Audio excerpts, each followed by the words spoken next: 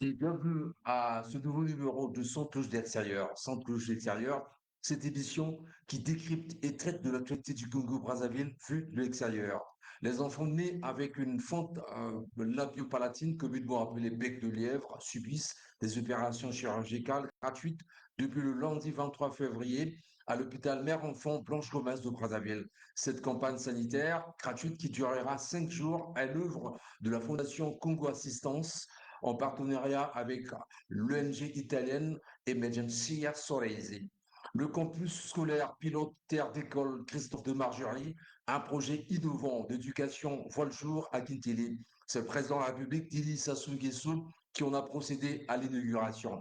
Élection présidentielle de mars 2026, le candidat de l'opposition, Joseph Kinyumbi Kiambungu, multiplie les descentes de terrain pour échanger avec la jeunesse sur les principales questions qui touchent la vie nationale et la raison d'être de sa nouvelle candidature. Voilà donc pour l'ossature de cette émission. Une fois de plus, bonjour et bienvenue à tous.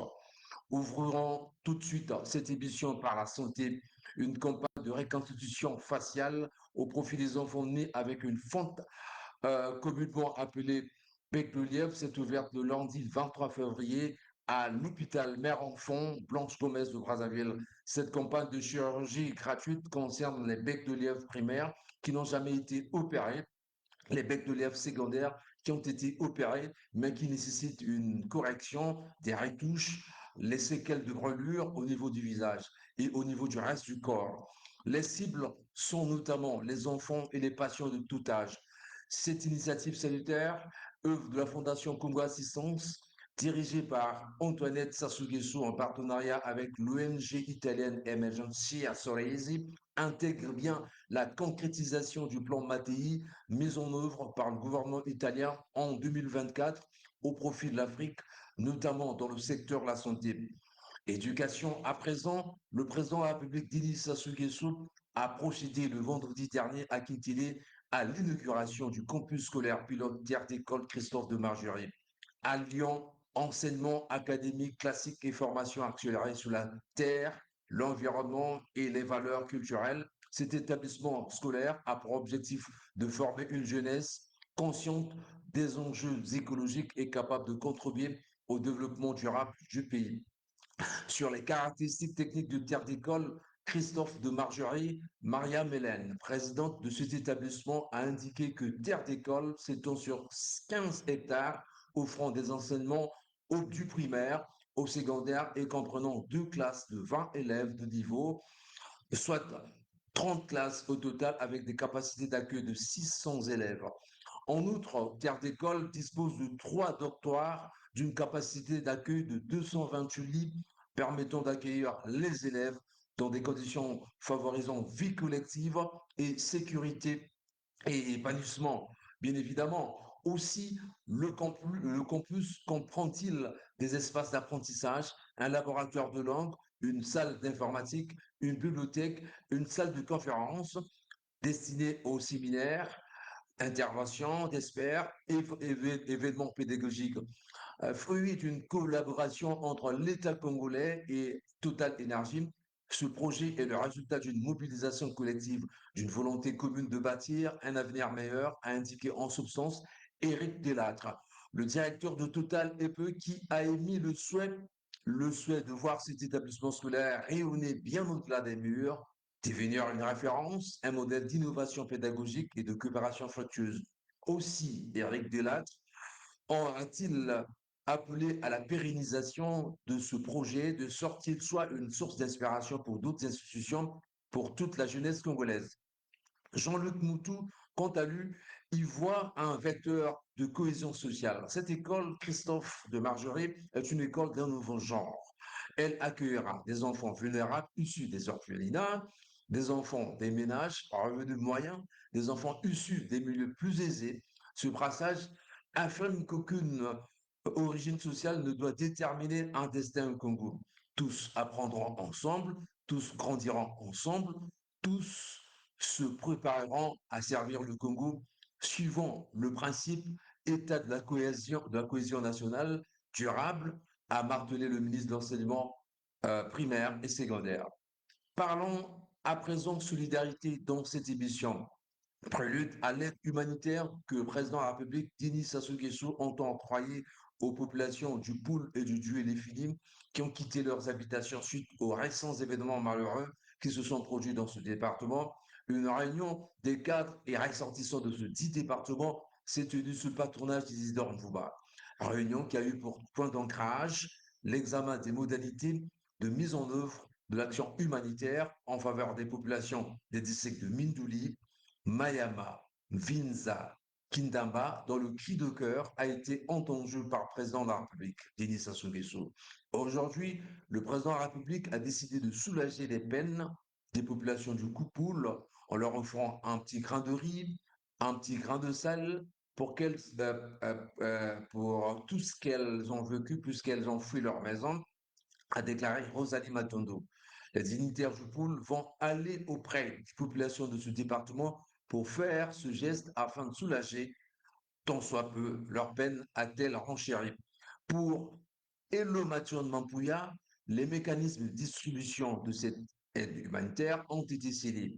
Des approches ont été mises en place et très rapidement, les conditions seront réunies pour l'acheminement des vivres et des non-vivres vers les bénéficiaires. Parlons à présent, chers téléspectateurs, sécurité. Les agents de la force publique appelés à la neutralité, au professionnalisme et à la discipline avant, pendant et après la période électorale.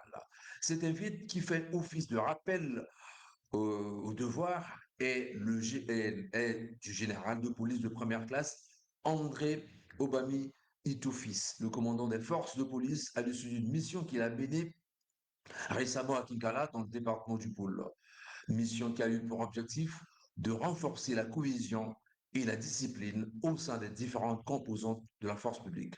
Après avoir touché du doigt les réalités des unités de la force publique dans cette partie du pays, le commandant des forces de police a donné une communication à l'endroit des cadres et agents de la force publique de ce département à travers notamment le groupe d'anticipation stratégique PASS, au cours de laquelle il a reconnu le travail accompli sur le terrain et a encouragé les Allemands à continuer dans cette lancée.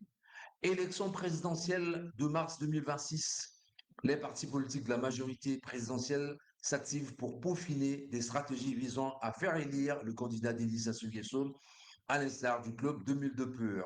Le Club 2002 Pur qui a tenu une session extraordinaire du secrétariat permanent de son bureau politique au cœur de laquelle Juste Désiré Mundele a indiqué que le Club 2002 entend se déployer massivement dans les 15 départements que compte le Congo et travailler en harmonie, en toute efficacité, à la fois avec la majorité présidentielle et les populations afin de permettre de contribuer à la victoire de Denis Sassou Nguesso dès le premier tour. Le Club 2002 s'attellera à convaincre l'électorat avec des arguments nécessaires.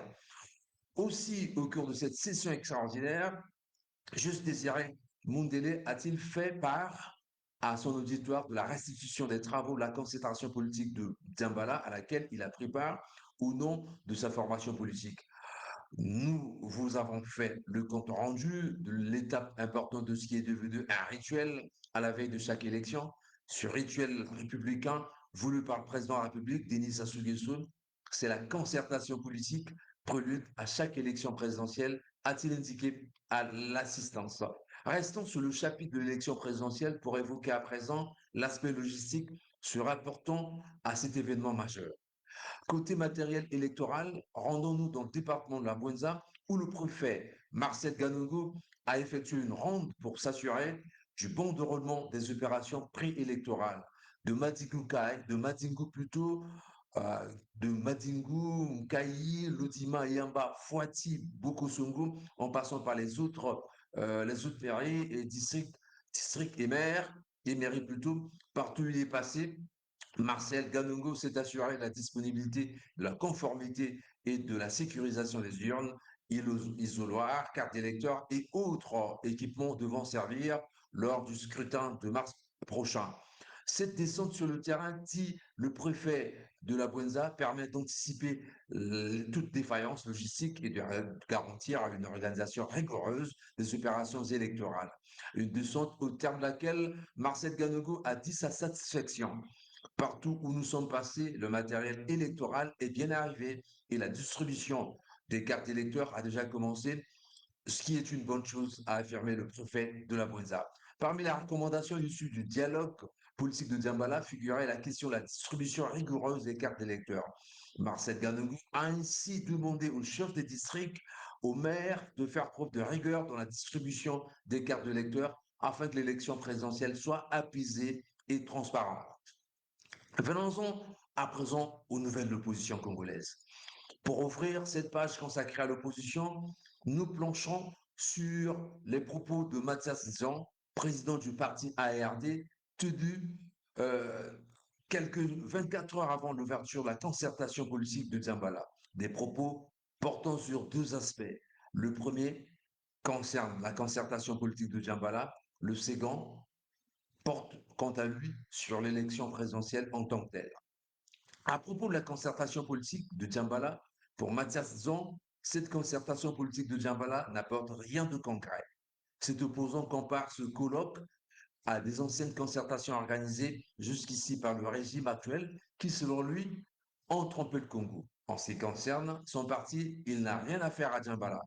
Pour Mathias Zon, un État responsable aurait pu organiser à Brazzaville un vrai dialogue national inclusif, comme son parti n'a cessé de le rappeler à ce dialogue, et ce dialogue devrait se préparer ensemble d'accords partis avec des objectifs connus et précis, selon Mathias Zor. Tenu à Brazzaville, le PCT, pense-t-il, n'aurait pas pu imposer ses ordres, pense Mathias Zor, bien évidemment. La direction aurait dû être composée de façon commune avec notamment la majorité présidentielle, l'opposition, les forces indépendantes et la société civile. Telle est la vision de Massazan afin que le Congo sorte de la nuit actuelle, une véritable nuit qui contrarie le Congo, a dit Matsazon. Concernant le second volet de l'intervention de Matsazon, à propos notamment de l'élection présidentielle de mars 2026, cet opposant en appelle au boycott du scrutin présidentiel dont, selon lui, les résultats sont connus d'avance. Matsazon s'interroge. Comment pendant plus de 42 ans, le peuple congolais a regardé faire ses joueurs sans un mot? Toutefois, cet opposant espère que cette fois, le peuple ne se laissera pas faire. La meilleure façon de ne pas se laisser faire, pense Mathias Jean, c'est de ne pas bouger de sa maison pour aller glisser son bulletin dans l'urne. Selon Mathias Jean, tout est calculé de sorte que la direction des affaires électorales annonce au moment voulu les 80%, les 85% et les 100% de voix du président de la République, Denis Sassou Nguesso, de son appel au boycott de cette élection. Alors, chers auditeurs, chers téléspectateurs, si l'opposant Massazan appelle au boycott de l'élection présidentielle, l'opposant Joseph Kinyumbi, Kambungu quant à lui, devrait penser le contraire, puisqu'il reste dans la course au fauteuil présidentiel. D'ailleurs, il fait partie des 7 candidats dont les candidatures ont été validées par la Cour constitutionnelle. Depuis le 20 février dernier, le président du parti La Chaîne multiplie les descentes de terrain pour échanger avec la jeunesse sur les principales questions qui touchent la vie nationale. À Bakongo, dans le 2e arrondissement de Brazzaville, première étape de la série des rencontres citoyennes qu'il a amorcées, Joseph Kinyumbi Kambungu a axé son discours autour de l'engagement citoyen et de la responsabilité collective. Alors, face à son auditoire composé majoritairement de jeunes, l'opposant Joseph Kinyumbi Kiambungu a exhorté la jeunesse congolaise à accéder aux occupations saines, notamment à l'emploi et à l'entrepreneuriat. Répondant aux critiques acerbes relatives à sa prétendue relation incestueuse avec le pouvoir en place, Joseph Kinyumbi Kiambungu estime qu'il a toujours agi par conviction personnelle et non sous l'impulsion d'un tiers. Par ailleurs, au plan économique, Joseph Kinyumbi Kiambungu estime que l'investissement local constitue un levier essentiel pour l'économie nationale, d'où son plaidoyer en faveur de la création d'entreprises par les Congolais. 2 jours après l'étape de Bakongo, Joseph Kinyumbi Kiambungu a mis le cap sur Telangaï où il a eu un face-à-face avec les jeunes du 6e arrondissement de Brazzaville. Face à une jeunesse venue en grand nombre, Joseph Kinyubi Kabungu a expliqué les raisons de ses candidatures répétées, affirmant que sa priorité demeure le service du peuple. Il a en outre évoqué les difficultés auxquelles le pays est confronté, notamment le chômage, les problèmes d'accès à l'eau et à l'électricité, ainsi que les insuffisances du système éducatif. Alors, ces mots, pense-t-il, résultent d'un manque de volonté politique de la part des gouvernants actuels. C'est ainsi que Joseph Kinyumbi Kambungu plaide pour un changement de gouvernance en mettant en exergue la nécessité de gouverner autrement. Comme piste de solution, chers téléspectateurs, l'opposant Joseph Kinyumbi Kiambungu table sur la formation professionnelle afin de permettre aux jeunes d'acquérir des compétences solides, de créer leurs propres entreprises et de bénéficier d'un accompagnement effectif des pouvoirs publics, tout en exhortant les jeunes à ne pas hypothéquer leur avenir pour des avantages matériels ponctuels. Joseph Kinyumbi Kiambungu les invite à voter non à voter selon leurs convictions plutôt qu'en fonction des intérêts immédiats. Interpellé par sa crédibilité, l'opposant Joseph Kinyumbi Kiambungu pense qu'elle devrait être jugée à l'épreuve des actes, une fois élue, tout en rappelant que la responsabilité du choix revient au peuple souverain dans les urnes. Aussi, ces échanges avec les jeunes de Talangaï ont-ils porté sur les préoccupations majeures de la jeunesse, entre autres l'injustice sociale, la corruption, le tribalisme et l'impunité. Enfin, pour boucler la boucle de ces échanges avec les jeunes de Talangaï, l'opposant Joseph Kinyumbi Kambungu leur a délivré un message d'unité nationale dans lequel il a exhorté les Congolais dans leur ensemble à dépasser les clivages afin de bâtir ensemble un avenir meilleur.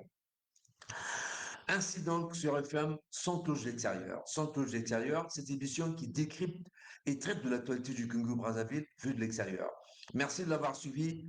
Ensuite, on se retrouve au prochain numéro. Salut!